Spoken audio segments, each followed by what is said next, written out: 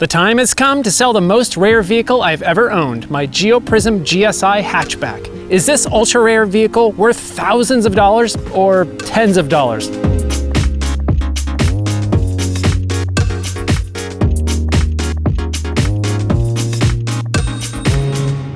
This is my 1991 Geo Prizm GSi hatchback. While it might just look like an ordinary hatchback from the 90s, it's actually quite special and incredibly rare.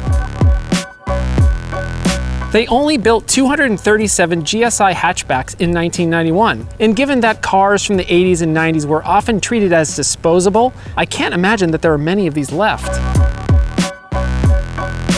So what the heck is a Prizm GSi and why should you care? Regular viewers of this channel will know that the Prizm GSi was a low-volume, high-performance edition of the Geo Prizm. The Prizm was a badge-engineered sibling to the Toyota Corolla and the Toyota Sprinter, and was built in the joint GM-Toyota NUMMI plant in Fremont, California.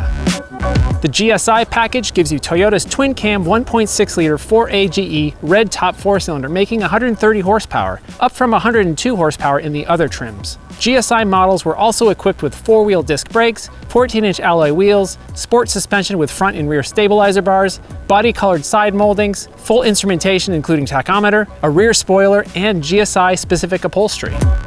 Even with those upgrades, it was kind of a sleeper back in the day. Nobody expected a Geo to be a quick car. According to PrizmGSi.com, just over 7,000 Prizm GSi's were built. In 1991, just 2,250 were built, and out of those, only 237 were hatchbacks. So this right here is one of the rarest GM cars around. I could probably assume that many of these cars have been junked or crushed by now, and that makes this even more rare. Heck, this could even be the last 91 GSi hatchback in existence. Anybody else have one?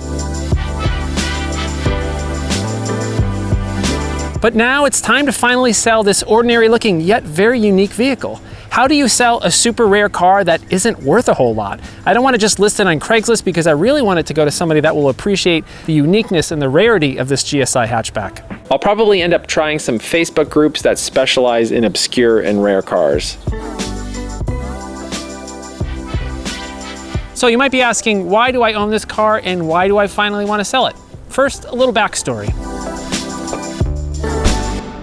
I started this YouTube channel as an excuse to get off my ass and get out there and travel and do some fun things with unique cars. It also kind of gave me an excuse to buy a few vehicles. Well, actually, kind of a lot of vehicles. Most of them are cheap, but they all have an interesting story to tell. Back in 2018, I wanted to take a road trip, and I kind of wanted to take it in an old, worn-out car. Maybe because it adds a little bit more excitement. You don't know if the car is going to break down and you don't know if you're going to make it the whole way. I came across this Geo Prizm GSi for sale, a car that I hadn't seen in years. You see, I used to actually own a Prizm GSi back when I was 19. I totally regretted selling it after I realized how rare and unique it was. For me, that GSi was the one that got away. So finding another one after all those years was quite a surprise, so I kind of had to buy it. I wanted to experience what it was like to own that car again. The only problem is this car was 800 miles away in Utah. I sent him some money and then I flew out to Salt Lake City to pick up the car. So now I was in Utah with a 30-year-old high-mileage worn-out Econobox, 800 miles from home, with no tools, on back roads where there's often no cell service. In case you didn't already know, I'm not that smart. So now the journey began to see if this old Geo could make it all the way back home to Los Angeles. But it wouldn't be a straight drive home. I wanted to stop at several memorable locations on the way. And it wouldn't be without incident.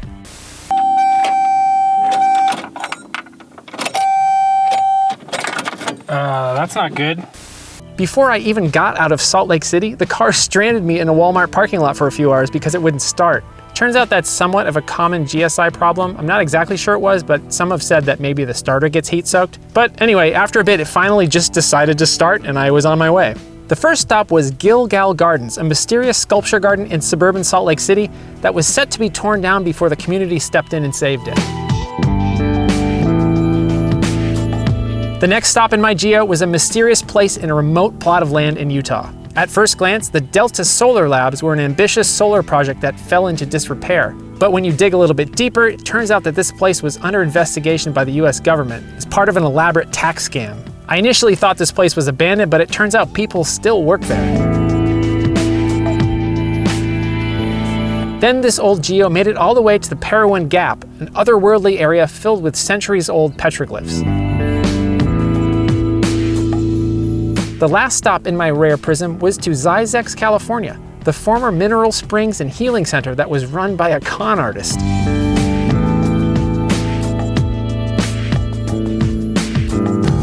Turns out that every place this old Geo took me to was strange and mysterious, kind of like this car. Click above to see those other videos with this car, or check the links in the description below. So I drove it around Los Angeles for a while, and then I experienced what I thought was a catastrophic failure. I got the car towed back to my house, and it sat in my garage for a few months. I finally took it apart and determined that the car did not blow up, it just had a rotor that exploded inside the distributor cap. So it turns out it was an easy fix, it just took me forever to get to it. After it was fixed, I proceeded to enjoy the car on weekends here and there, but never really drove it all that much after that initial road trip. And I never ended up fixing any of the aesthetic issues, and as you can see, there are many. But aside from this dent in the door, the body panels are surprisingly straight.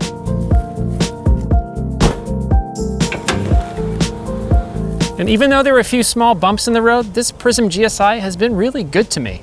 The 4A GE under the hood continues to run great. It's relatively quick considering the era in which it was built, and now that I sorted out those small issues, it just keeps running like any Toyota designed vehicle should. So why am I selling this car? After years of trying to find the one that got away, why would I just go and get rid of the thing?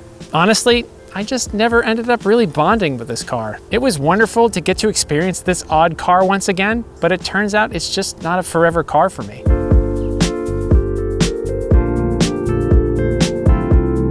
So, up for sale it goes. I bought this car because I wanted to be reminded of my past. But a car can't take you back in time. Instead of being a vessel to allow me to relive my past, this Prizm allowed me to create some brand new memories. It took me on an incredible journey through some of the weirdest and most unique places in the West Coast of the United States. And for that, I'm forever grateful to this strange little hatchback.